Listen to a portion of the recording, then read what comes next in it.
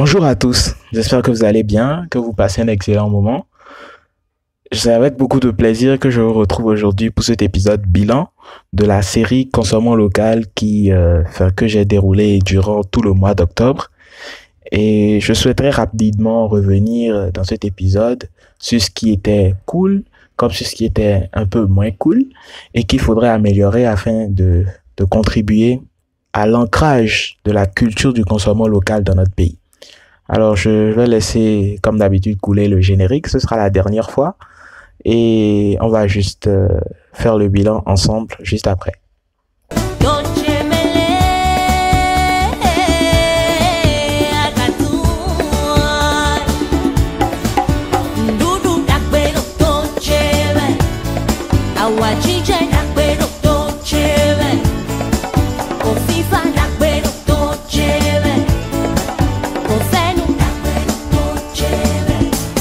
À l'occasion du mois du consommation local, j'organise une série de capsules audio pour vous amener à la découverte de produits du terroir, de producteurs locaux qui font rayonner notre territoire à travers leurs produits et qui méritent d'être mis en avant.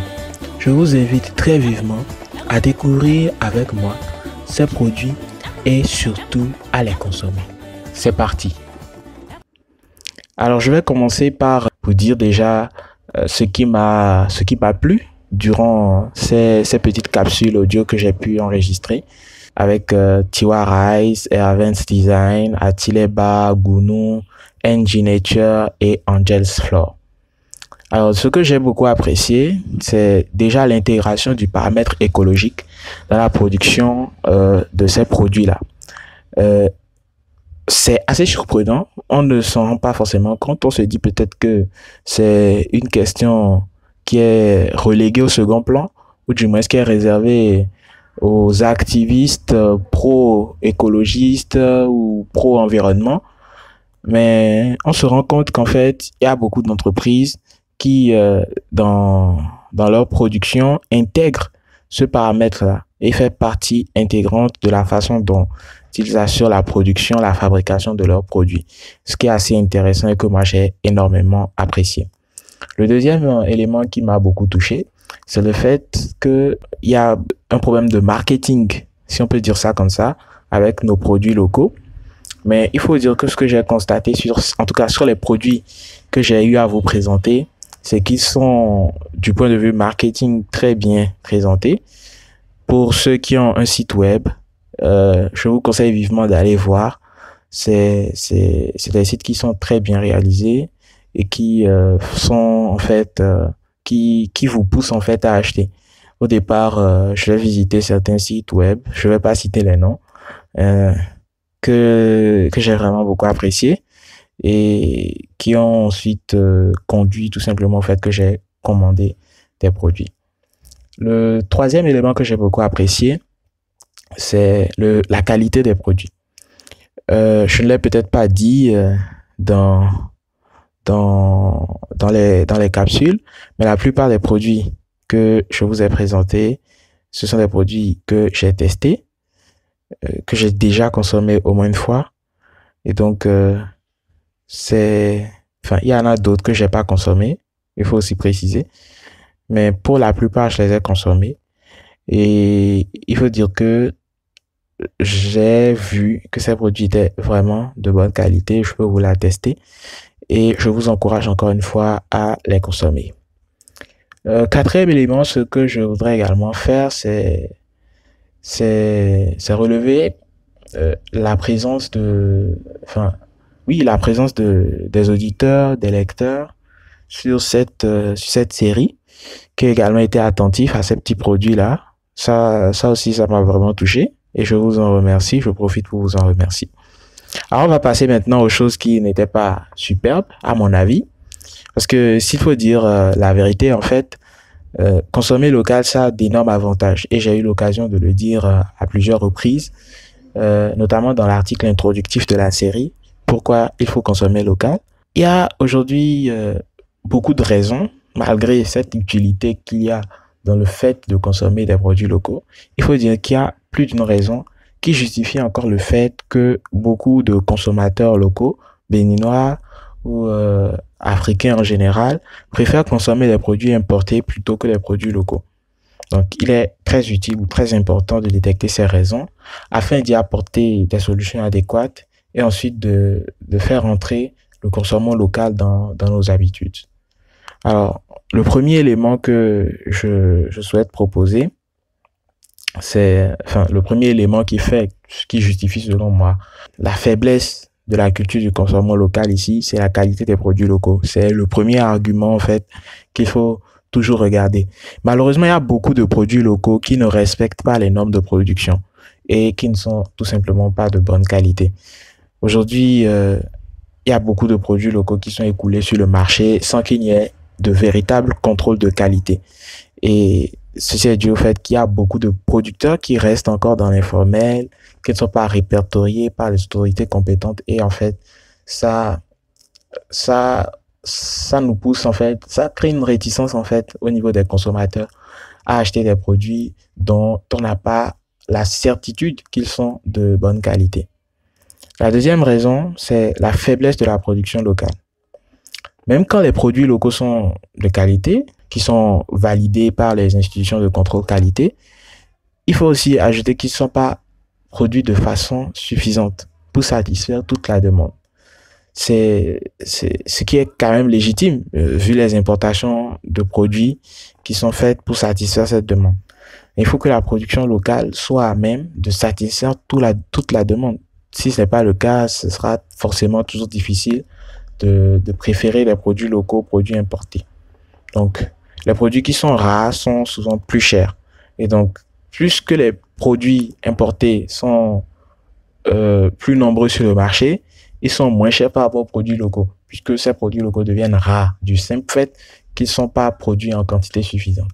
Donc, c'est important d'accroître la production locale. Il faut énormément miser sur ce fait-là.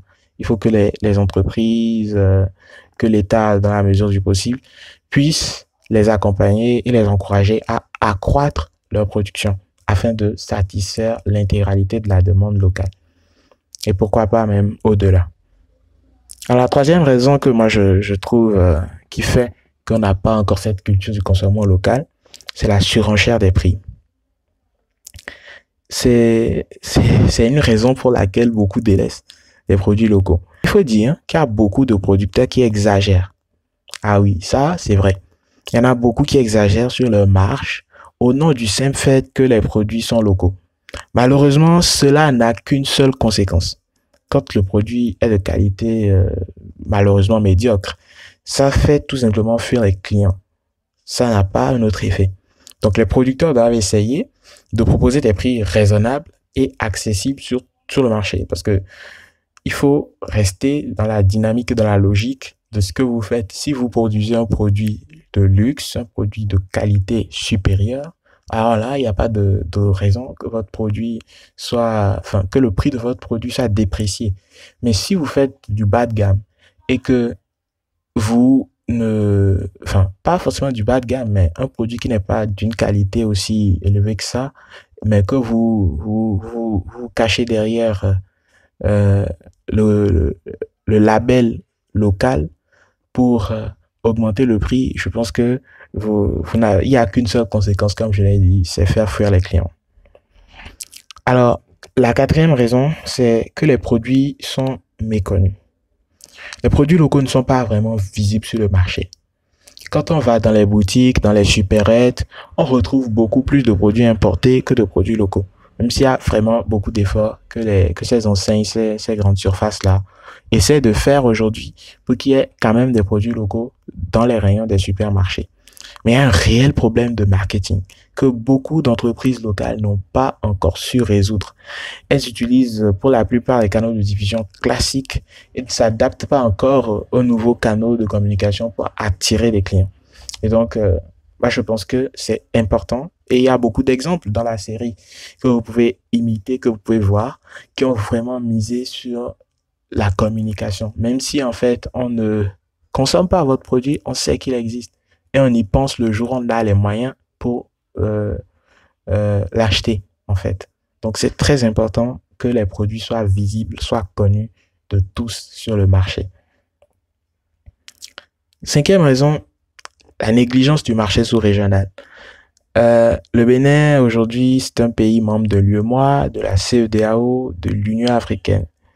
Et tout au moins avec l'Union économique monétaire ouest-africaine et la communauté des États de l'Afrique de l'Ouest, nous formons ce qu'on appelle un marché unique.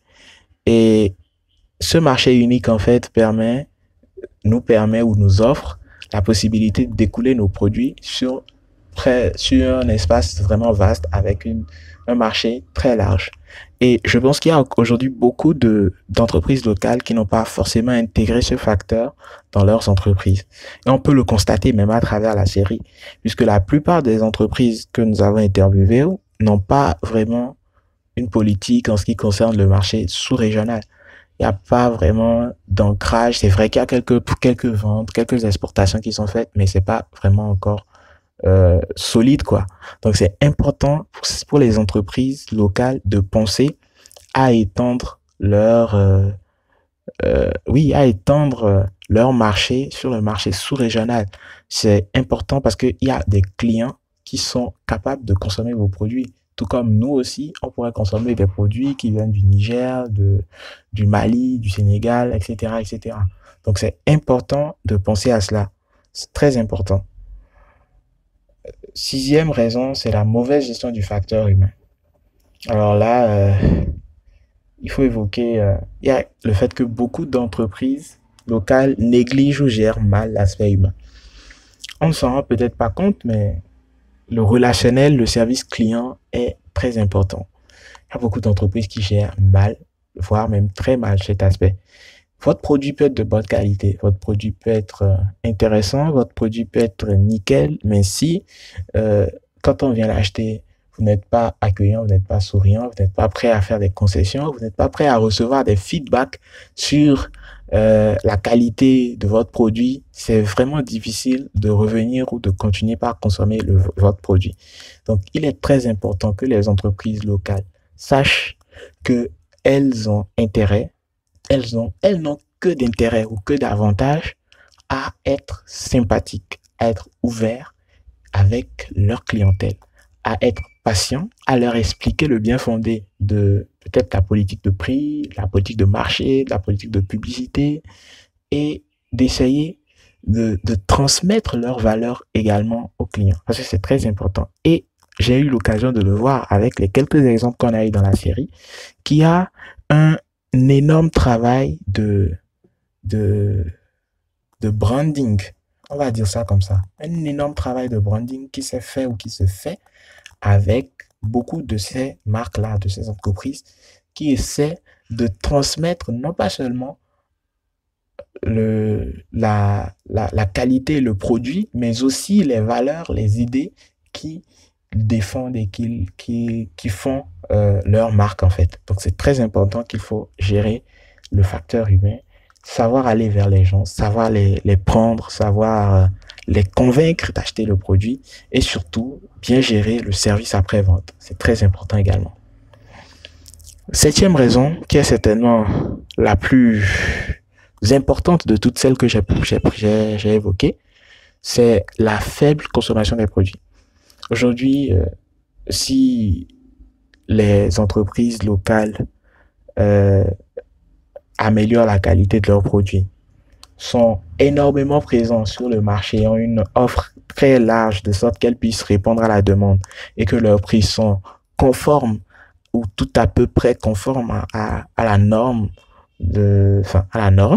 et que leurs produits sont hyper connus du marché, qu'ils sont présents sur les marchés sous-régionaux et que leur service client assure une très bonne gestion du facteur humain. Si toutes ces conditions sont remplies et que leurs produits ne sont pas adoptés, ne sont pas consommés par les consommateurs, eh bien, il ne va rien se passer, en fait. Donc, il est très important que vous qui m'écoutiez, qui êtes en train de lire peut-être cet article ou d'écouter ce podcast, que vous ayez en tête, en idée, que vous êtes également un acteur de la réussite ou de l'ancrage du consommant local dans notre société. Plus vous consommez de produits locaux, plus le producteur ou l'entreprise locale produira de produits locaux. Plus ils en produiront, plus on pourra satisfaire la demande. Plus on pourra satisfaire la demande, plus on pourra s'étendre sur le marché sous-régional, africain, voire même à l'étranger complètement dans le monde entier. Donc, c'est très important de consommer local. Si vous avez la possibilité d'acheter pour à peu près le même prix un produit local, préférez-le à un produit importé. Un produit local, enfin, je veux dire, pas forcément un produit béninois, mais un produit qui est fait dans notre sous-région, un produit africain. Si vous avez la possibilité de le faire et que c'est peut-être parfois plus cher, oui, mais quand c'est plus cher et que la différence n'est pas énorme, faites-le parce que vous êtes en train d'encourager, de créer, vous encouragez la production, vous encouragez la création d'emplois. Parce qu'il faut le dire, lorsque la production s'accroît, c'est des emplois qui sont créés et ainsi on satisfait, on règle beaucoup de problèmes.